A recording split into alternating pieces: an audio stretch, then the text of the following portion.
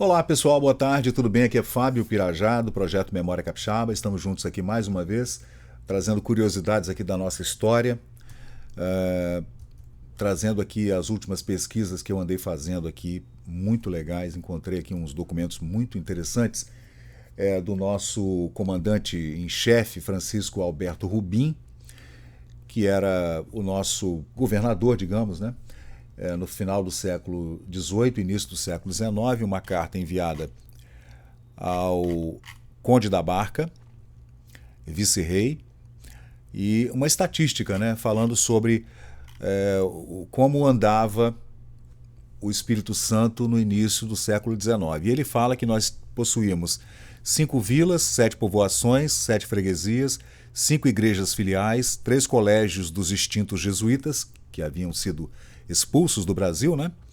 Uma Santa Casa de Misericórdia, 4 capelas particulares, 3 conventos franciscanos, um convento de Nossa Senhora do Carmo, 2 ordens terceiras, 7 portos de mar, 10 portos de rios particulares, 76 engenhos, 68 engenhocas, muito importante, né?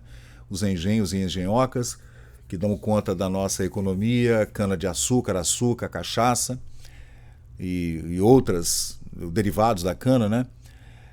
3.523 fogos e 22.527 almas. A população da capitania se supõe exceder em muito, aquém, né, desses mapas dos comandantes dos distritos, principalmente na parte relativa à escravatura. Então, a estatística não era feita sobre a população escravizada na época, né? Então, existe uma discrepância grande aí.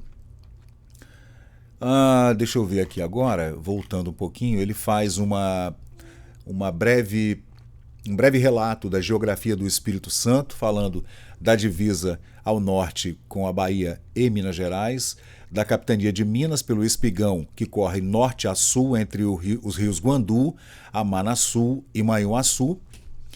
O dito Espigão para o rio Guandu tem águas vertentes do distrito da capitania do Espírito Santo, servindo-lhe outrossim da parte do norte de demarcação à serra, que está de frente do quartel do Porto de Souza.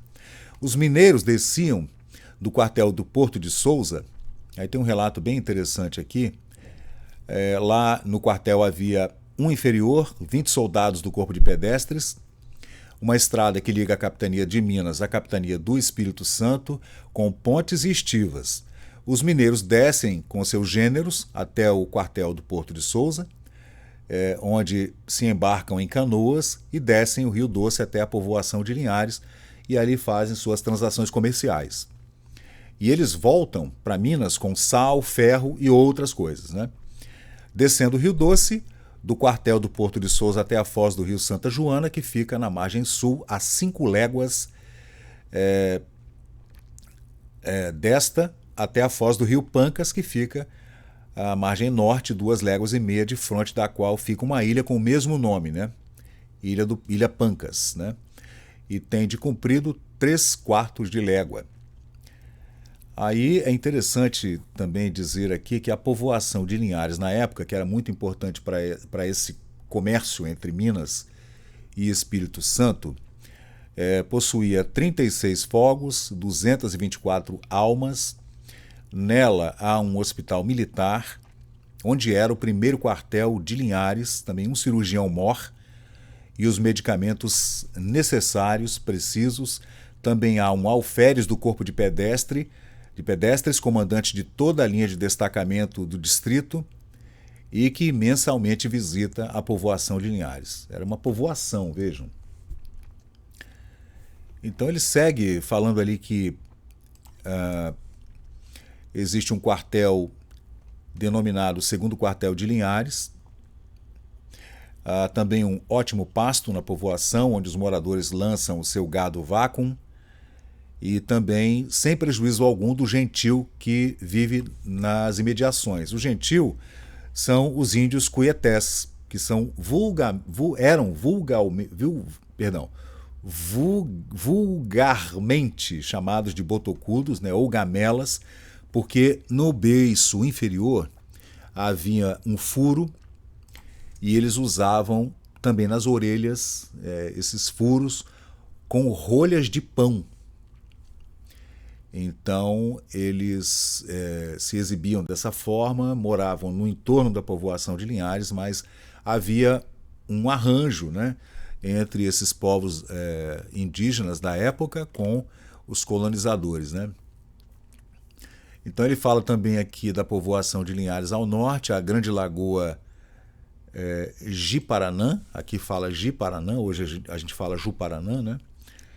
E esta se comunica por um rio do mesmo nome, com o Rio Doce, o Rio Ju-Paranã, ou Ji-Paranã com o Rio Doce, né? E a grande abundância de peixes na região, abundantíssima. E ele fala aqui que nessa ilha eles acolhem muitos pescadores e em volta estão os índios cuietés, né? Então é isso, gente. Esse é só um relato pequeno, mas o relato é muito maior. Eu ainda estou fazendo a transcrição, porque demora um pouquinho, essa transcrição é um pouquinho chata.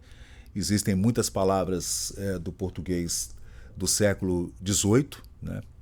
E a gente tem que fazer essa transcrição bem calmamente. Mas é um relato muito interessante do nosso governador Francisco Rubim ao vice-rei, o Conde da Barca. E ele está aqui, ó, com muitos detalhes. Ele faz toda a caminhada e a geografia da divisa de Minas, Bahia, até chegar à Ilha de Vitória, né? Então ele faz um relato bem minucioso, fala da Serra, ele fala de Camburi, de Nova Almeida, do Piraém, da Aldeia Velha, do Porto do Mar, do Barra do Riacho. Faz realmente um relato muito detalhado que eu ainda vou fazer essa transcrição mais a fundo, né? Fala também da quantidade de habitantes da capital, né, da Serra, e realmente fala e vai descendo, né? Vai descendo, fala de Cariacica, fala de Guanhamum, dos engenhos, né, de Campo Grande, Tacibá, Piranema. É um relato muito legal que eu vou fazer a transcrição e depois eu faço um vídeo maior somente no YouTube, né, porque o YouTube comporta vídeos maiores, né? E eu coloco para vocês acompanharem comigo aqui. Então é isso, gente. Esse é o Memória Capixaba. Eu sou Fábio Pirajá e a gente se encontra numa próxima oportunidade aqui no nosso Memória Capixaba, nosso projeto. Lembrando que nós estamos em todas as plataformas, né? Todas elas. Facebook, no YouTube, no BitChute, no Odyssey, Instagram, TikTok, Twitter, todas elas. Valeu, gente. Obrigado e até a próxima.